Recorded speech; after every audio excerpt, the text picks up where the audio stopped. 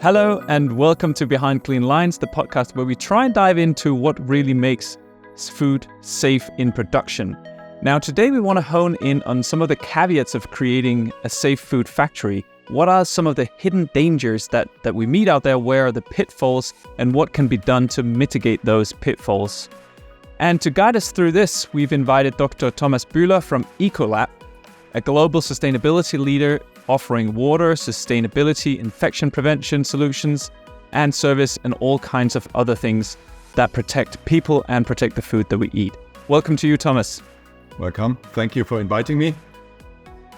Now, we could probably talk about a lot of different things because Ecolab is doing so many different things, but I really think that we should start out we should talk about food production assessment and the assessment bit of it, because I think that's really interesting. Yeah. So to begin with, what is food production assessment? What is that?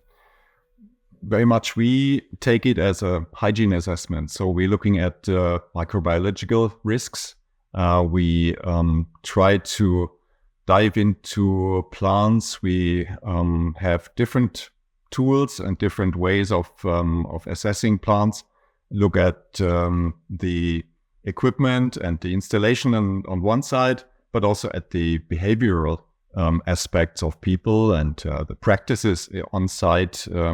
We look at the hygiene outcome, which is the result of cleaning and disinfection on one side, how the cleaning and disinfection is executed by the people on site, but also where we have deficits, where we probably have gaps, and this is something we align with the customer on in a report. We give him details on the situation on site to help him improve the situation on site. And in practicality, how is this carried out? Is it you guys walking around the factory, or how is it actually done? Typically, we start with an introduction. We have a Teams call. We discuss the topic with the customer. Sometimes he has clear ideas on where to start, sometimes not. And if not, then we need to do a mapping approach. We need to narrow down the problem zones. And then we follow up with a visit on site where we walk through the plant. We follow the process. We do it during the day, during production hours, but also during the cleaning time, which is typically done during the night. And so it's a combination of elements that are combined in a way to understand the aspects of the environmental monitoring, but also the hygienic design aspects in a plant. Look at cleaning deficits in the hygiene outcome, and so also in terms of checking the results, he would go differently depending on the situation on site. Is it a closed system? Is it an open system? Also in terms of preparations, you need to do different things. In an open plant, you see much more. You can easily walk in and see things. Whereas in a closed plant, it's more hidden, and there you need to prepare more in terms of being able to access things, do trials, do examinations of successful cleaning, stuff like that. And now I know it might seem like an obvious answer, but why are these assessments necessary? There's different aspects of it.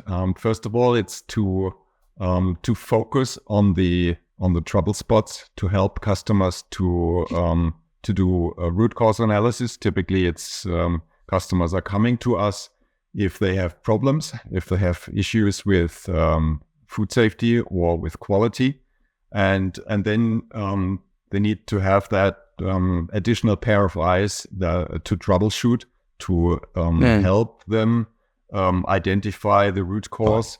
And also classify what is the highest probability or the highest likeliness in causing an issue. We would look into areas that have a different sensitivity, high hygiene zones, for example, areas that are in direct contact with food, and do that in a different way than if you just take it from the environment from outside on the storage locations, for example. And now when you deliver the report afterwards, and you have the classification, and you have the I guess the prioritization of the different things that needs to be done, is it so that all of the things in the report needs to be fixed, or is the priority, or is it prioritized in a way that you could say, okay, the first 10 things you need to fix, and then there are nice to haves, and then there are if you have time, kind of. I mean, how is that? There's clearly a priority in a way. Also, how easily can it be executed? We know that it's more difficult to change hygienic design. If you want to rewire, for example, a packaging plant, it's more difficult than if you, for example, identify hygiene gap very close to a dosing point where you normally dose your standard cultures, your starter cultures. If you find hygiene gaps, then those can be rectified relatively easily. You need to put that into the cleaning sequence. You need to make sure that the cleaners understand why this is done, and then you can move much faster. So this is the sort of classification. One is the priority in terms of the harmfulness or the risk that it causes, and the other one is how easily can it be executed. Now, just out of curiosity, do you often come across places where you have high classification or something that is extremely important that get fixed through the night? How often does that happen? This it can happen, and it happens regularly, I would say. This is something where the cleaning deficit is high, and then if the cleaning doesn't work, for example, then you need to stop and correct this. And before you can continue and optimize, fine-tune the cleaning, you need to really get that in order to be able to continue. It's like we come in with cleaners, with chemicals, with detergents and disinfectants, but they can only work if some of the prerequisites are actually in place. And sometimes it's things that are missing the maintenance that can't be more or less overcome with more detergents or different detergents, where you can't rectify the situation with a different means of cleaning. I can't help but think, if I get an email that is one of those emails where you have to, it's gonna take you a long time to answer because it's very complex and it's just a troublesome email somehow, I tend to postpone answering that email just a little bit.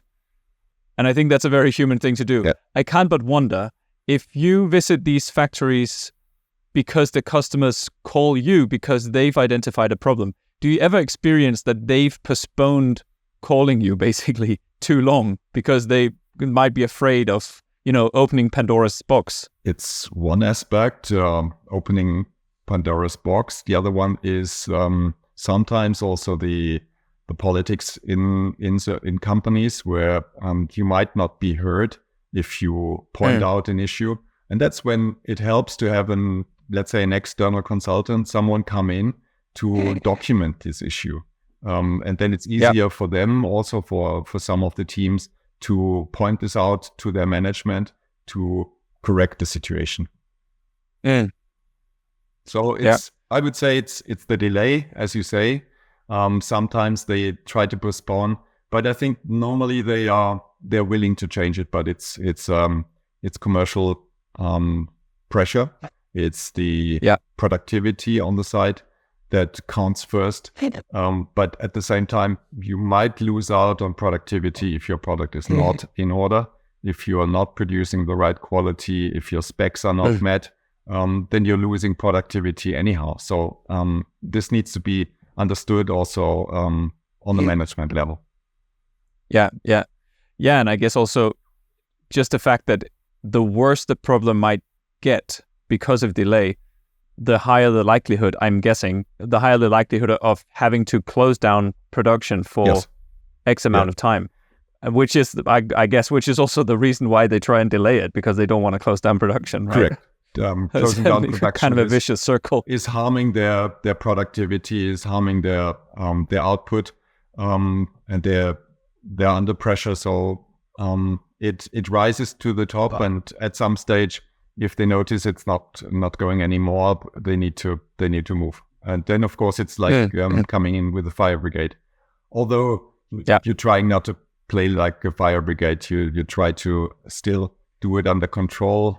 You start to be actionable in a way in how you write your report, how you point out the problem sites, the problem locations.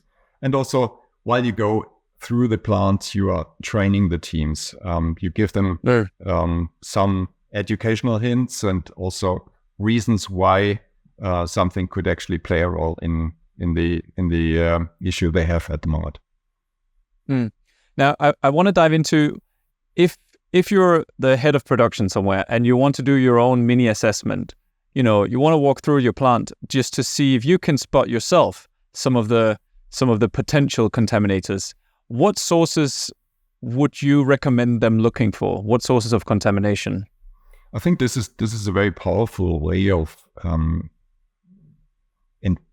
let's say, engaging your people, making them aware of spots that are not hygienic, and I think they will quickly grasp on what is not working and what could be problem zones, and typically they also know this. Sometimes it's the pressure, it's the timing that they have to complete, for example, the cleaning tasks, or during production to run the production where they can't stop things. And so I would say getting those prerequisites in place in a way that people can work effectively is really key. And that's also where you engage your teams. So if you, for example, have a broken floor and everybody sees it, everybody can understand the argument that this can't be cleaned. It's something that people can quickly pick up, and they also understand if this is important to the management, because if it would be important to management, it would immediately be repaired. And so gauging food safety aspects and hygiene related, quality related aspects is very easy for people at some stage, but you need to create an environment where they exchange, where they're open to exchange, and where also they see the results. And I think it's worth discussing also about visibility of hygiene results. Because and what do you mean by that? I think it's that showing the objectives, showing the targets. What do you want to achieve with your cleaning, and how are your numbers of non-compliance in your environmental monitoring plan, for example? What do you achieve? Where are you compliant or where not with your micro spots, with your micro checks? And if you do that, then you can easily also engage people, because they see this, they understand where you have the trouble spots. They also work against a clear target. Now, you mentioned the team many times, and we've also talked with other people about this, and everyone says the team. And I'm thinking that, when I hear the word team, I think 10 people. But in reality, people working at a food production plant, there might be hundreds of people. Yeah. Different shifts, etc. Yeah. How do you engage, or what would your recommendation be, just as a final point here? What would your recommendation be to engage such a large team? Of course, you can go through middle managers, but how would you do that? I think pointing out the results is really a very strong element in engaging people. So, like you do in worker safety, you have typically display the days of compliance, days of no accidents. Even on building sites, you have this today. This is very similar in food safety. and it should be treated very similarly. So you can learn a lot from the elements of worker safety and translate them into food safety. So it's almost the same thing, just different aspects to look for. But the engagement of people, the working culture is very similar, and can be organized the same way. That's a really clever suggestion. I think it's. I haven't thought about that, but yeah, just take something you already know how to do and you know how it works, and then apply it here. It's an analogy, and because people already know the systematics, it's easy to implement this way. Absolutely. Now, just summing up here before closing down, 3 good advices that you would give heads of production out there concerning this assessment way of going through your plant. What would that be? Or 2 or 3? I think it's important to make help them understand the food safety aspects that are important, because they really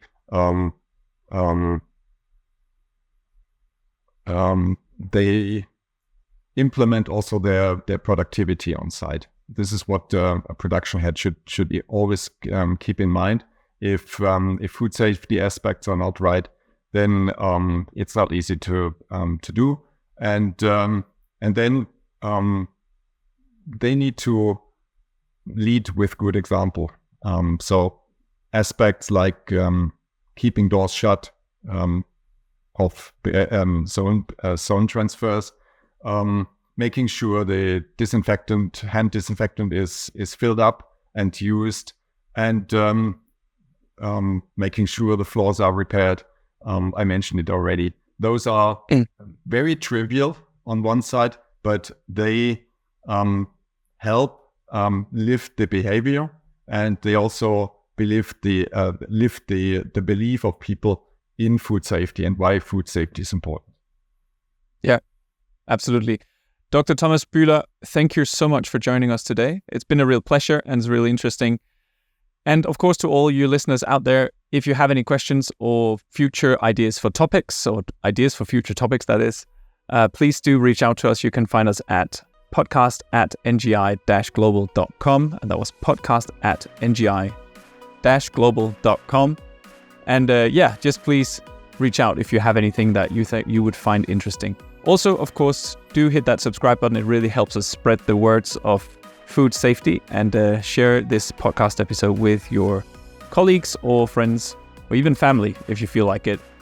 With that, we're about finished. So thank you so much for listening. Thank you.